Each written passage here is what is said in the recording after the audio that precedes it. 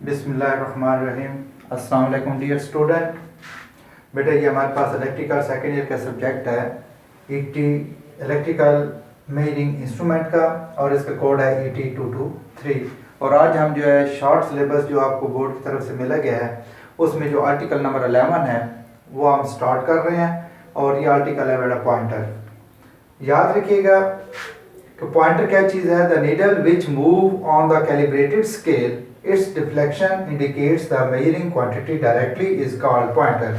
कहता है वो सुई जो कि एक कैलिब्रेटेड स्केल के ऊपर मूव करती है और जो मेजरिंग क्वांटिटी है, जिस क्वांटिटी को आपने मेजर करना होता है, जिसकी आपने पैमाइश करनी होती है, उसकी वो वैल्यू डायरेक्टली जो है वो हमें इंडिकेट कर देता है। तो उसको हम क्या बोलते हैं? Pointer is called pointer.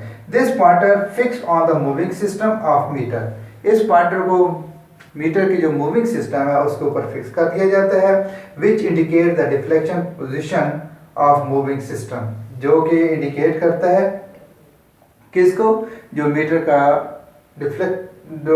का मूविंग सिस्टम है उसकी डिफ्लेक्शन को ज़ाहिर करता है कि इसके पॉइंटर, इसकी जो स्पिंडल है या इसका जो मूविंग सिस्टम है वो किस हद तक आगे मूव किया है। यानी कि जो आपने क्वांटिटी मेजर करनी होती है, जब आप उस क्वांटिटी इस मीटर को देते हैं, चाहे वो आपके वोल्टेज है, चाहे वो करंट है, कोई भी क्वांटिटी है, इलेक्ट्रिकल क्वांटिटी, जब आप उसको मुहैया करते हैं तो उस क्वांटिटी की वजह से इसके जो मूविंग सिस्टम है वो हरकत में आ जाता है।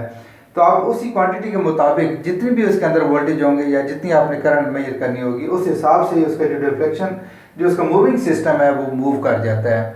और कितना मूव करता है, उस मूवमेंट को हमें ये पॉइंटर जो है वो इंडिकेट करता है कि इस स्पिंडल ने कितना मूव किया आगे। Its size and shape depends upon the type of instrument। तो इसकी जो साइज होता है और इसकी जो शक्ल होती है वो डिपेंड करती है इसके इंस्ट्रूमेंट की किस्म पे। But its inertia and weight must be low. लेकिन इसका जो इनर्शिया होता है, जमूद होता है उसका, और उसका वजन जो है वो कम से कम होना चाहिए। ये बात बेटा आपने लाजमी ध्यान में रखनी है कि इसका इनर्शिया और वेट जो है वो हमेशा कम होना चाहिए। इसकी रीज़न क्या है कि अगर आप इसका वेट जो है वो ज़्यादा रखते हैं तो इसके जो मूविंग सिस्टम है उसके ऊपर वज़न ज़्यादा होगा। ज़्यादा वज़न होने की वजह से क्या होगा कि उसके जो ज्यूल बेरिंग्स हैं, ज्यूल बेरिंग्स के ऊपर रगड़ ज़्यादा होने की वजह से वहाँ पे फ्रिक्शन ज़्यादा होगी और उसकी रीडिंग भी गलत हो सकती है, और जो आपका स्पिंडल जो है वो अनबैलेंस भी हो सकता है। वो बच्चे जो उर्दू में पढ़ना चाहते हैं उनके लिए है पॉइंटर। दर्जेदार स्केल पर हरकत करने वाली सुई जो कि पैमाइश की जाने वाली मिकदार की बराह रास्त निशानदेही करती है, पॉइंटर कहलाता है। तो कहता है कि पॉइंटर क्या चीज़ है जिसको आप दर्जादार स्केल यानी कैलिब्रेटेड स्केल के ऊपर ये हरकत करने वाली एक सुई होती है जो कि पैमाइश की जाने वाली मिकदार को डायरेक्टली बराह रास्त जो है वो उसकी निशानदेही कर देती है। इस पॉइंटर को मीटर के मूविंग सिस्टम पर लगाया जाता है जो कि मूविंग सिस्टम की हरकती पोजीशन को जाहिर करता है। यानी कि इसके जो मूविंग सिस्टम है किस हद तक मूव कर रहा है, किस हद तक हरकत कर रहा है, उसको ये जाहिर करता है। इसका साइज मीटर की किस्म पर मुनहसर होता है, जबकि इसका जमूद और वजन को बहुत कम रखा जाता है।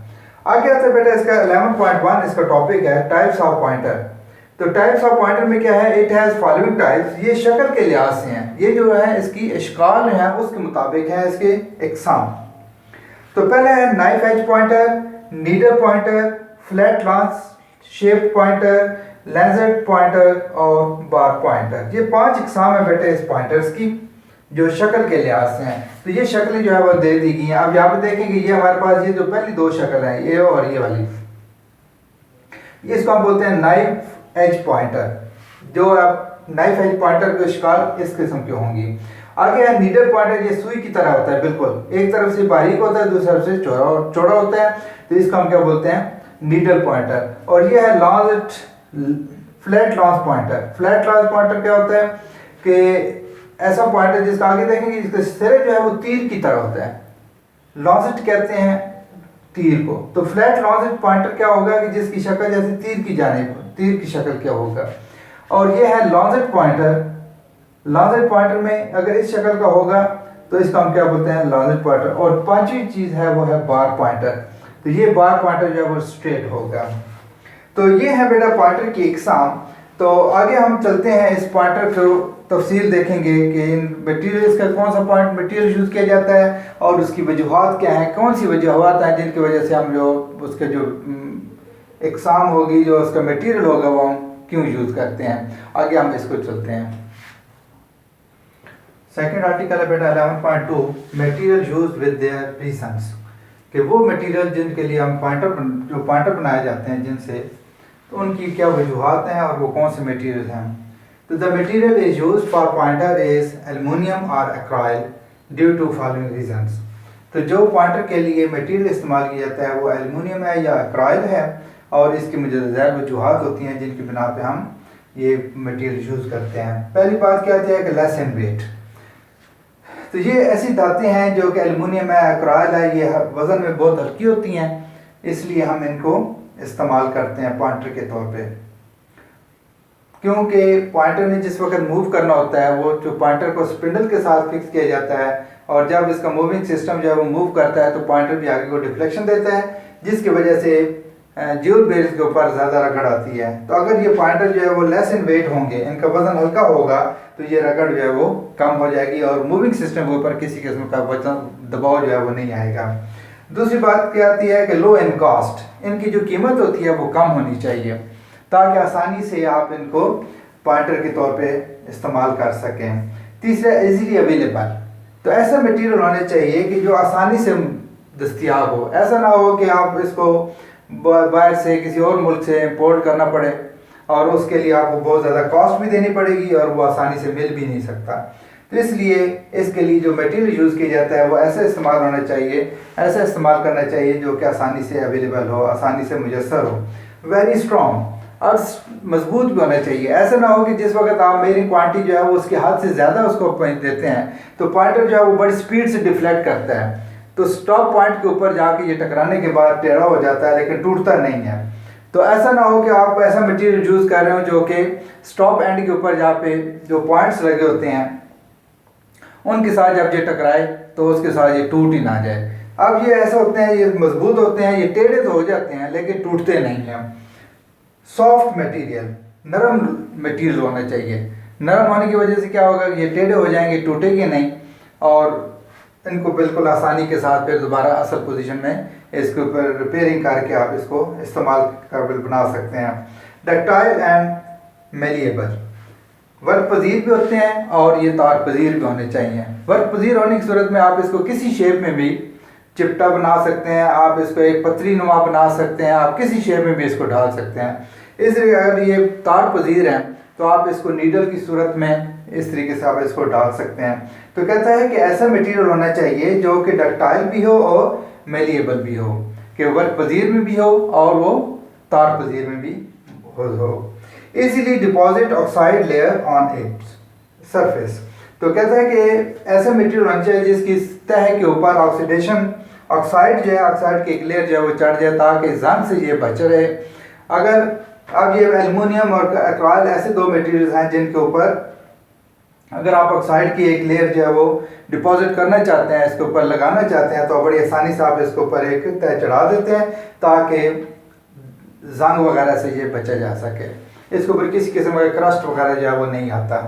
अब वो बच्चे जो उर्दू में देखना चाहते हैं पॉइंटर मटेरियल्स और इनकी वजूहत, एल्युमिनियम या एक्राइल को पॉइंटर के मटेरियल के तौर पर इस्तेमाल किया जाता है जिसकी मुतअद्दिद वजूहत हैं बेटा। वजन में हल्के होते हैं, किसी कम कीमत में होते हैं, आसानी से दस्तियाब होते हैं, बहुत मजबूत होते हैं, नरम तार के बने होते हैं, वर्क पजीर और तार पजीर होते हैं। इनकी सतह पर ऑक्साइड की तह आसानी से चढ़ सकती है। ये वो रीज़न थी जिनकी वजह से हम जो है एल्युमिनियम और एक्राइल जो है ये हम इस्तेमाल करते हैं फॉर पॉइंटर मटेरियल के लिए। नेक्स्ट आता है बेटा 11.3 है मेथड ऑफ माउंटिंग, कि आप इस पॉइंटर को किस तरीके से बनाते हैं, इसके वो कौन से तरीके हैं। On the upper as of spindle the pointer is fixed, जो स्पिंडल का ऊपर वाला सिरा होता है वहाँ पे हम पॉइंटर को फिक्स करते हैं। Its whole length is on scale side, इसकी तमाम लंबाई जो है वो स्केल साइड पर स्केल साइड की तरफ होती है। Hence its weight on scale side, तो लिहाजा इसका तमाम वजन जो है पॉइंटर का तमाम वजन वो भी स्केल साइड पे हो जाएगा। Due to this more friction affected on the bearing, तो इस सूरत में क्या होगा कि आप चूँकि वजन सारा एक साइड पे आ गया है तो स्पिंडल के ऊपर जो है वो रगड़ ज़्यादा होगी, इसका असरात रगड़ के असरात ज़्यादा होंगे जिसकी वजह से बेरिंग्स के ऊपर एक वजन आएगा और उससे हमारी रीडिंग जो है वो गलत हो सकती है। Hence our reading is wrong, तो उसके वजह जो हम अगर मेरी क्वांटिटी जो मेजर कर रहे हैं, जो क्वांटिटी हम मेजर कर रहे हैं तो उसकी रीडिंग जो है वो गलत भी हो सकती है। तो अब इस चीज़ से बचने के लिए to avoid this effect one or more arms are used as balanced weight on opposite side of the pointer. Pointer की मुखालिफ सिमत में आप एक या दो बाजू जो है यूज़ करते हैं जो कि वज़न के तौर पे इस्तेमाल होंगी। अब इनके वज़न की वजह से क्या होगा, चूँकि पॉइंटर की ज़्यादातर लंबाई जो है वो स्केल साइड पे होती है और उसके अपोजिट साइड के ऊपर आपने दो वेट लगा देते हैं। एक अगर आर्म एक बनाएंगे तो एक वेट लगा दिया जाएगा, और अगर दो बनाएंगे तो अभी मैं आपको शक्ल बना के आपको दिखाता हूँ कि ये वेट जो है वो कैसे लगाए जाते हैं। Weight on opposite side of the pointer. Two end stops are used on both side of scale. Scale के दोनों जाने पे एंड स्टॉप्स जो है वो लगाए जाते हैं। वो छोटे छोटे बड़े कील होते हैं जिनकी वजह से पॉइंटर जो वहाँ पे टकरा के वो आगे नहीं मूव करता। उसकी वजह क्या होती है कि जो स्प्रिंग्स हम यूज़ कराए हुए हैं, जो कि इसका कंट्रोल स्प्रिंग जो हम यूज़ कर रहे हैं ताकि इसके अंदर कंट्रोलिंग टॉर्क जो है वो हमारी कर जाए, तो पॉइंटर जो है वो उस स्केल पर जब तक रुकता है तो उसके ऊपर जो रिस्टोरिंग फोर्स होगी स्प्रिंग के ऊपर, वो उसकी वजह से पॉइंटर दोबारा जीरो पोजीशन पाएगा। अगर ये पॉइंटर जो है वो स्टॉप एंड पॉइंट ना यूज़ किए जाए और ये पॉइंटर जो आगे को मूव कर जाता है तो स्प्रिंग जो है, जो आपने कंट्रोल स्प्रिंग लगाया हुआ है, वो बहुत ज़्यादा ट्विस्ट हो जाता है, अंदर की जाने चला जाता है, जिसकी वजह से उसकी रीडिंग में इन फ्यूचर जो है वो आपका स्प्रिंग जो है उसका एडजस्टमेंट नहीं हो पाती, तो वो ख़राब हो जाता है। तो इसलिए हमने दो एंड स्टॉप्स लगा देते हैं ताकि पॉइंटर जो है वो इस रीडिंग से आगे को ना जाए, ताकि इसका जो स्प्रिंग है वो ब्रेक ना होने पाए। क्योंकि अगर पॉइंटर जो है वो आगे चल जाता है तो स्प्रिंग बाल का टूट भी जाता है। तो इसलिए हम क्या कहते हैं, स्टॉप एंड्स जो है वो लगा देते हैं। When pointer strike this with these stop ends, जब ये पॉइंटर जो है इनके साथ स्ट्राइक करता है, इट बिकम्स बेंडेड, तो ये टेढ़ा हो जाता है। Hence the pointer make in V shape strip और ट्यूब। तो लिहाजा इस चीज़ से बचने के लिए, ताकि ये टेढ़ा ना हो, तो आप वी शेप का पॉइंटर बना देते हैं, जैसे जस्ट लाइक दिस। ये देखिएगा बेटा, इस किस्म की शेप होगी इसकी, तो ये आ जाएगा इसमें। ये जो लेग्स होती हैं इसकी, ये नीचे स्केल की जानिब होती हैं, और ये जो होता है ये कॉर्नर जो है ये वाला, ये ऊपर की जानिब आ जाता है। तो इस तरीके से क्या होगा, अगर पॉइंटर उसके साथ जब टच करता है तो कम से कम टेढ़ा नहीं होगा। तो या फिर क्या किया जाता है, एक ट्यूब बारीक सी नलकी सी ऐसे ट्यूब का शेप में बना देते हैं। ये अंदर से हॉलो होती है, तो हॉलो ट्यूब जो लगाते हैं, तो उसकी वजह से भी क्या होता है कि जब आप इसके साथ जाके स्टॉप एंड के साथ ये टकराता है तो उस सूरत में ये टेढ़ा नहीं होता। अगर होता भी है तो आप इसको आसानी से सीधा कर सकते हैं। अब वो बच्चे जो उर्दू में देखना चाहते हैं बेटा, तो पॉइंटर को स्पिंडल के ऊपर वाले सिरे पर फिक्स किया जाता है। इसकी तमाम लंबाई स्केल की जानिब होती है, लिहाजा इसका तमाम वजन स्केल की जानिब होता है, जिसकी वजह से बेरिंग पर ज़्यादा रगड़ के असरात होते हैं, जिसकी वजह से रीडिंग में गलती का इम्कान रहता है। लिहाजा इससे बचने के लिए इसकी मुखालिफ सिमत में एक या दो आर्म्स लगाई जाती हैं, जिसकी वजह से पॉइंटर मुतवाज़न हो जाता है। स्केल की दोनों सिरों पर स्टॉप पॉइंट लगाए गए होते हैं। जब पॉइंटर के साथ टकराता है, जब पॉइंटर इनके साथ टकराता है तो ये टेढ़ा हो जाता है। लिहाजा पॉइंटर वी शेप पतली या ट्यूब की शक्ल में बनाया जाता है। तो अभी जो आपको बताता हूँ कि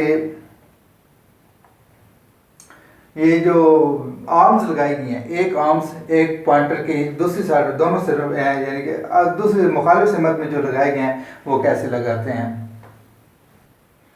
तो ये बेटा हमारे पास ये देखेंगे, ये स्पिंडल है, this one is your spindle. अब इस स्पिंडल को आपने ये ज्यूल बेरिंग्स के अंदर, ज्यूल बेरिंग में ये रख दिया है।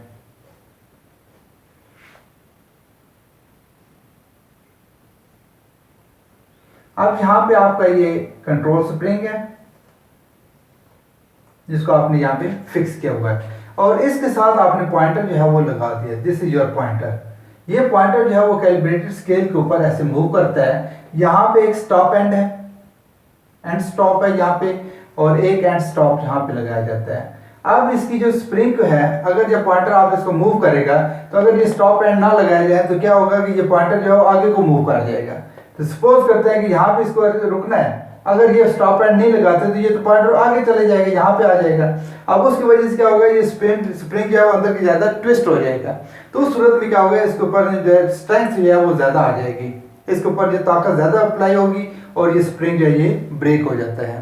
इससे बचने के लिए, ताकि इसके स्प्रिंग जो है ये ब्रेक ना हो, तो उसके लिए हम क्या करते हैं, ये दो स्टॉप एंड जो है वो लगा देते हैं, ताकि पॉइंटर जो है वो इसके साथ जाके रुक जाए। अब ये ऐसे क्यों होता है कि अगर आप इसको, मेरी क्वांटिटी जो है वो आप इससे ज़्यादा दे रहे हैं, सपोज करता है कि अगर ये हमारे पास 1 से लेकर 5 एम्पेयर तक मेजर करने वाला मीटर है, तो अगर आप इसको डेफिनेट 6 एम्पेयर देंगे तो यहाँ पे क्या हो जाएगा। अब एक्चुअली तो सिर्फ 5 एम्पेयर के लिए मीटर डिज़ाइन किया गया है कि मैक्सिमम आप 5 एम्पेयर जो है वो मेजर कर सकते हैं। लेकिन अगर आप इसको, क्या पता कि जो आप सर्किट के साथ लगा रहे हैं, जो मीटर जो मेजर कर रहे हैं, तो उसमें से कितनी करंट गुजर रही है, ये तो आप मेजर करेंगे तो आपको पता चलेगा कि इसमें से कितनी करंट गुजर रही है। तो लिहाजा अगर आप उसको करंट ज़्यादा मेजर करते हैं तो वो 6 एम्पेयर उसके अंदर होती है, तो डेफिनेट क्या होगा, ये पॉइंट और या 5 को इसमें क्रॉस करना है। तो अगर ये स्टॉप एंड नहीं लगाएंगे तो ये नीडल जो है ये आगे को मूव कर जाएगी, तो आगे को मूव करेगी तो आपका स्प्रिंग जो है ये ब्रेक हो जाता है। अब इस चीज़ से बचने के लिए, क्योंकि इसका मीटर जो है वो 5 एम्पेयर तक की है, तो ये नीडल जो है वो डायरेक्ट इसके साथ जाकर टच करेगी।